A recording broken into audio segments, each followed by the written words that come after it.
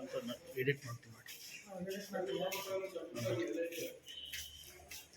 ನನ್ನ ಹೆಸರು ಸುಮಾ ಅಂತ ಹೇಳ್ಬಿಟ್ಟು, ಇವಳು ನಮ್ಮ ಅಕ್ಕ ಆಗ್ಬೇಕು.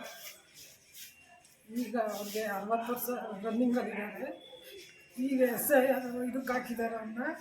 ಅವರು ಬೆಳಗ್ಗೆ ಭಾನುವಾರ ನಂದನೇ ಡ್ಯೂಟಿಗೆ ಹೋಗಿ ತಿಂಡಿ ಮಾಡ್ದಂಗೆ ಕೆಲಸದ ಒತ್ತಡದಲ್ಲಿ ತಲೆ ಸುತ್ತು ಬಿದ್ದು ಕಾಲು ಮಂಡಿ ಫ್ರ್ಯಾಕ್ಚರ್ ಆಗಿದೆ. ಅವರಿಗೆ ನಡೆಯೋಕ್ಕಾಗ್ತಿಲ್ಲ. 1 ವಾರ ಬೆಡ್ ರೆಸ್ಟ್ ಕೊಡಬೇಕು ಅಂತ ಹೇಳಿದ್ದಾರೆ ಡಾಕ್ಟ್ರು. ಇದರಲ್ಲೂ ಅವಳು ಕೆಲಸ ಮಾಡೋದು ಈ ಪರಿಸ್ಥಿತಿ ಆಗಿದೆ. 60 ವರ್ಷ ಇದ್ದರು. PMC ಸ್ಕೂಲಲ್ಲಿ HPBS ಸ್ಕೂಲಲ್ಲಿ HM ಆಗಿ ವರ್ಕು ಮಾಡ್ತಿದ್ದಾರೆ. ಆ ಕೆಲಸದ ಒತ್ತಡದ ಜೊತೆಗೆ SIR ಪ್ರಕ್ರಿಯೆಗೆ ಅವ್ರನ್ನ ಹಾಕಿದ್ದಾರೆ. ಭಾನುವಾರನೂ ಒಂದಲ್ಲೇ ಬೆಳಗ್ಗೆ ಒಂದಲ್ಲೇ ರಾತ್ರಿ ಒಂದಲ್ಲೇ 12 ಗಂಟೆವರೆಗೂ ಕೆಲಸ ಮಾಡಿ ಅವ್ರ ಪರಿಸ್ಥಿತಿ ಹಿಂಗಾಗಿದೆ. ತಿಂಡಿ ಊಟ ನೆಟ್ಟಿಗೆ ಮಾಡ್ದಲ್ಲೇ ಅವ್ರು ಮೊದಲೇ ಪೇಷಂಟ್. ಅವರು ತಿಂಡಿ ಊಟ ಮಾಡ್ದಲ್ಲ ಈ ಪರಿಸ್ಥಿತಿಗೆ ಬಂದಿದ್ದಾರೆ. ನಾಳೆ ದಿನ ಏನಾದರೂ ಹೆಚ್ಚು ಕಡಿಮೆ ಆದರೆ ಇದಕ್ಕೆ ಯಾರು ಹೊಣೆಯಾಗಿದ್ದಾರೆ? ಅವರು ತುಂಬ ಸರಿ ಸಂಬಂಧಪಟ್ಟ ಅಧಿಕಾರಿಗಳನ್ನು ಕೇಳ್ಕೊಂಡಿದ್ದಾರೆ, ನನ್ನನ್ನು ಈ ಪ್ರಕ್ರಿಯೆಯಿಂದ ಕೈ ಬಿಡಿ, ನನಗೆ ವಯಸ್ಸಾಗಿದೆ, ಅದು PMC ಯೋಜನೆ ಶಾಲೆಯಲ್ಲೇ ತುಂಬ ಕೆಲಸ ಇರುತ್ತೆ ಅಂತ ಹೇಳ್ಬಿಟ್ಟು ತುಂಬ ಸಲ ಅವ್ರು ಮನವಿ ಮಾಡ್ಕೊಂಡಿದ್ದಾರೆ ಸಂಬಂಧಪಟ್ಟ ಅಧಿಕಾರಿಗಳಿಗೆ. ಆದರೂ ಅವ್ರನ್ನ ಯಾರು ಕಿವಿ ಹಾಕೊಳ್ದಲ್ಲೇ ಈ ಪರಿಸ್ಥಿತಿಗೆ ತಂದಿಟ್ಟಿದ್ದಾರೆ. ನಾಳೆ ದಿನ ಹೆಚ್ಚು ಕಡಿಮೆ ಆದರೆ ಇದಕ್ಕೆ ಯಾರು ಹೊಣೆ ಸರ್?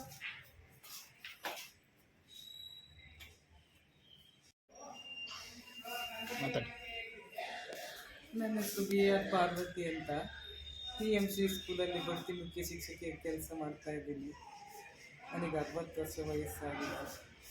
ನನ್ನನ್ನು BLO ಆಗಿ ನೇಮಕ ಮಾಡಿದ್ದಾರೆ. 20ನೇ ವಾರ್ಡಿಗೆ BLO ಆಗಿ ನೇಮಕ ಮಾಡಿದ್ದಾರೆ.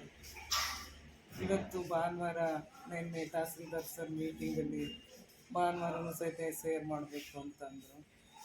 ಹಾಗಾಗಿ ನಾನು ಬೆಳಗ್ಗೆ ಡ್ಯೂಟಿ ಮಾಡಲಿಕ್ಕೆ ಅಂತ ಬಂದಾಗ ಅಲ್ಲಿ ಇದ್ರ ಚನ್ನಕೇಶಗೌಡರು ಬೀದಿನಲ್ಲಿ ತಲೆ ಸುತ್ತಿ ಬಿದ್ದು ಅಲ್ಲಿ ಜನ ಎಲ್ಲ ನನ್ನನ್ನು ಆಸ್ಪತ್ರೆಗೆ ಅಡ್ಮಿಟ್ ಮಾಡಿದ್ದಾರೆ. ನಾನು ಈಗಾಗಲೇ ಸಾಧ್ಯವಾದಷ್ಟು ಬಾರಿ ನನ್ನನ್ನು ಬದಲಾಯಿಸ್ಕೊಡ್ಬೇಕು ಅಂತೇಳ್ಬಿಟ್ಟು ಎಲ್ರಿಗೂ ಸಂಬಂಧಪಟ್ಟಂಥ ಅಧಿಕಾರಿಗಳಿಗೆ ಅರ್ಜಿ ಕೊಟ್ಟರು ಸಹಿತ ನನ್ನನ್ನು ಬದಲಾಯಿಸ್ಕೊಟ್ಟಿಲ್ಲ. ಈಗ ಡಾಕ್ಟ್ರು ನನಗೆ 1 ವಾರದ ತನಕ ಬೆಡ್ ರೆಸ್ಟ್ ಕೊಡಬೇಕು ಅಂತೇಳ್ಬಿಟ್ಟು ಇದು ಮಾಡಿದ್ದಾರೆ. ಹಾಗಾಗಿ ನನಗೆ SIR ಕೆಲಸ ಮಾಡೋಕ್ಕೆ ಕಷ್ಟ ಆಗ್ತಾಯಿದೆ. ಅದಕ್ಕೋಸ್ಕರ ತಾವು ನಾನು ಈ ಒಂದು ಕೆಲಸಕ್ಕೆ ಬದಲಾಯಿಸ್ಕೊಡ್ಬೇಕು ಅಂತ ಮನವಿ ಮಾಡ್ಕೊತಾ ಇದ್ದೀನಿ. ನನಗೀಗ 60 ವರ್ಷ ನಡೀತಾ ಇದೆ. ನನಗೆ ಈ ಕೆಲಸ ಮಾಡಲಿಕ್ಕೆ ಕಷ್ಟ ಆಗ್ತಾಯಿದೆ. ಹಾಗಾಗಿ ನಾನು ಈಗಾಗಲೇ ಸಂಬಂಧಪಟ್ಟಂಥ ಅಧಿಕಾರಿಗಳಿಗೆ ಎಲ್ರಿಗೂ ಸಹಿತ ಮನವಿ ಪತ್ರನ ಸಲ್ಲಿಸಿದ್ದೀನಿ. ಆದರೂ ಸಹಿತ ಅವ್ರು ಬದಲಾವಣೆ ಮಾಡಿಕೊಟ್ಟಿಲ್ಲ. ಇದ್ದಕ್ಕಿದ್ದಂಗೆ ತಲೆ ಸುತ್ತಿ ಅಲ್ಲಿ ಬಿದ್ದೋಗಿ ನಾನೇ ಉಳಿತೀನೋ ಇಲ್ವೋ ಅನ್ನೋಂಥ ಪರಿಸ್ಥಿತಿನಲ್ಲಿ ಅವ್ರ ಪಾಪ ಅಲ್ಲಿ ಸಾರ್ವಜನಿಕರು ಕರ್ಕೊಂಡ್ಬಂದು ಹಾಸ್ಪಿಟ್ಲಿಗೆ ಸೇರಿಸಿದ್ರು. ನಮ್ಮ ಯಜಮಾನ್ರು ಎಲ್ಲ ಅವ್ರಿಗೆ ಫೋನ್ ಮಾಡಿ ಯಜಮಾನ್ರು ಒಂದು ಹಾಸ್ಪಿಟ್ಲಿಗೆ ಅಡ್ಮಿಟ್ ಮಾಡಿದ್ದಾರೆ.